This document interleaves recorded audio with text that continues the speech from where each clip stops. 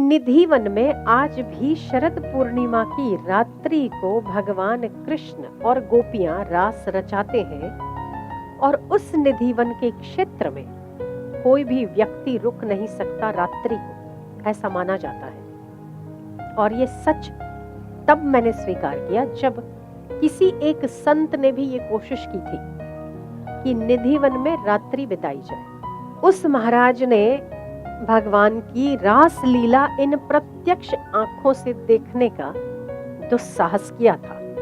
और कहते हैं आज शरद पूर्णिमा है। शरद पूर्णिमा आज चंद्रमा की किरणें 16 कलाओं से विकसित होती है।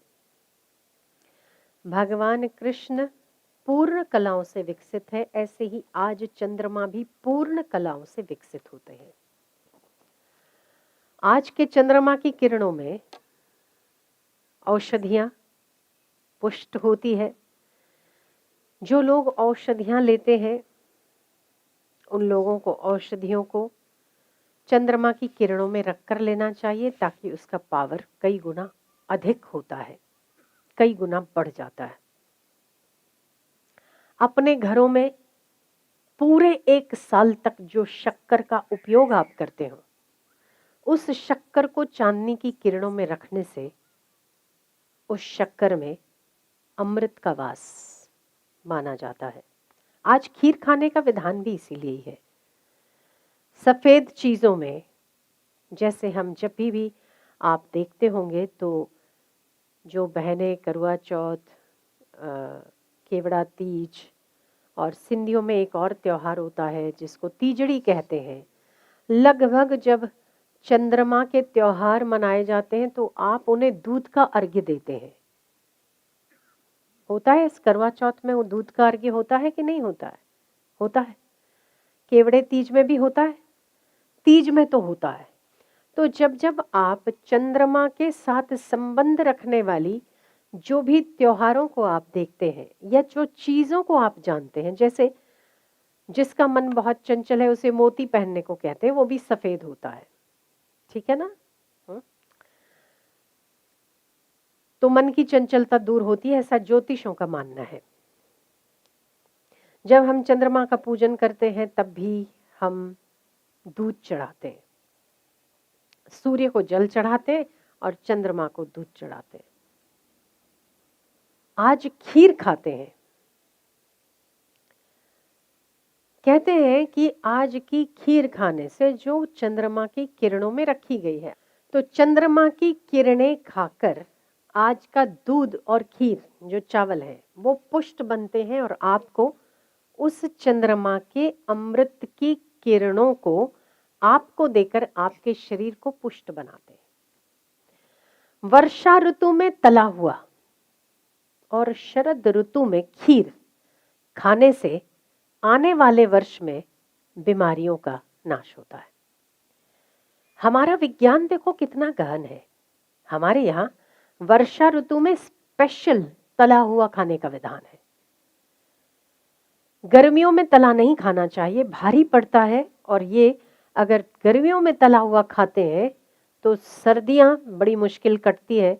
सर्दियों में खांसी जुकाम बहुत जल्दी पकड़ता है जो गर्मियों में बहुत तला हुआ खाते हैं, फैट्स बढ़ जाते हैं। पर अगर वर्षा ऋतु में तला हुआ खाते हैं तो वर्ष भर बुखार नहीं आता, ऐसा वैद्यों का मानना है। शरद ऋतु में अगर खीर खाते हैं तो शरीर की तमाम गर्मी दूर होती है, शरीर में ठंडक पहुंचती है और आने वाले वर्ष में पित्त का शमन होता है आज की रात्रि में रखी हुई खीर खाने से। क्योंकि आज की रात्रि बहुत ठंडी रात्रि मानी जाती है। चंद्रमा नजदीक होते हैं पृथ्वी से अधिक और दिनों की अपेक्षा। इसे रास रात्रि भी कहते हैं। रास रात्रि क्यों कहते हैं? क्योंकि एक स्थूलता के अनुसार, स्थूलमति के अनुसार भगवान कृष्ण का रानियों के साथ जो रास हुआ वो आज की रात्रि में हुआ। इसकी पुष्टि वहां के स्थानिक लोग भी करते हैं और कहते हैं, जो मैंने सुना है, कि निधिवन में आज भी शरद पूर्णिमा की रात्रि को भगवान कृष्ण और गोपियां रास रचाते हैं और उस निधिवन के क्षेत्र में कोई भी व्यक्ति रुक नहीं सकता रात्रि को, ऐसा माना जाता है।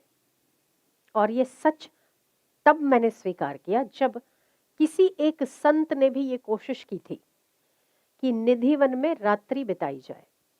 कहते हैं कि कोई व्यक्ति यदि जिद से या जोर जबरदस्ती उस निधिवन में रुक जाता है तो अगले दिन वो वहां नहीं होता है, मृत्यु हो जाती है उसकी, वहां उसकी लाश पड़ी हुई मिलती है, वो व्यक्ति फिर से दुनिया में नहीं आ पाता। पर एक बार एक बहुत उच्च कोटि के संत थे जिन्हें भगवान कृष्ण में अति श्रद्धा और अति प्रेम था। उस महाराज ने भगवान की रास लीला इन प्रत्यक्ष आंखों से देखने का दुस्साहस किया था और कहते हैं कि वो रात्रि उनके बोलने की आखिरी रात्रि थी। उन्होंने उस रास को सुना है, उन्होंने उस रास को देखा है, पद के नुपुरों की आवाज सुनी है और जिन दांडियों की छमाछम करते हुए नृत्य होता है वो उन्होंने अपनी आंखों से देखा भी है। पर वो संत की स्थिति, क्योंकि वो संत थे इसीलिए वो मृत्यु तो उनकी नहीं हुई, पर उनसे श्याम सुंदर ने कहा कि आज के बाद जो आपने यहां देखा वो कहीं और इसका जिक्र मत करना। उस दिन के बाद वो कभी बोल नहीं पाए। जिंदा तो रहे, हयात तो रहे, वो कृष्णमय होकर उन्होंने अपना जीवन व्यतीत कर दिया, पर उन्हें फिर कभी आवाज नहीं आ पाई। कहते हैं कि आज भी निधिवन में और निधिवन के आसपास जो व्यक्ति अगर श्रद्धालु होता है तो उसे नुपुरों की आवाज और रास की कुछ कुछ आवाज सुनाई देती है। कुछ बंदर होते हैं जो ऐरे गहरे व्यक्ति को वहां से भगाने में मदद रूप होते हैं। बंदरों को देखकर वैसे ही साधारण आदमी डरकर भाग जाता है। अगर वो नहीं भागा और टिका रहा तो उसे कुछ आवाजें जरूर आती है जो एक रास के शुरू होने के पहले आती है। ये मैंने केवल एक मुख से नहीं कई मुखों से सुना है। पर इन इंसिडेंट्स के बाद कि कोई व्यक्ति ने बहुत जिद करके उस निधिवन में रुकने की जो जबरदस्ती की, उसके बाद उस व्यक्ति को कभी देखा नहीं गया वहां। उसका क्या होता है, वो कहां जाता है, वो आज भी रहस्य बना हुआ है। पर वो संत इस बात की पुष्टि करते हैं कि हाँ, वह रास आज भी होता है, शरद पूर्णिमा की रात्रि को ही होता है और मैंने उसे देखने का सौभाग्य प्राप्त किया है। क्या और कैसे, उसका विवरण और विवेचन उनको आज्ञा नहीं है कहने की, इसलिए वो कहते नहीं।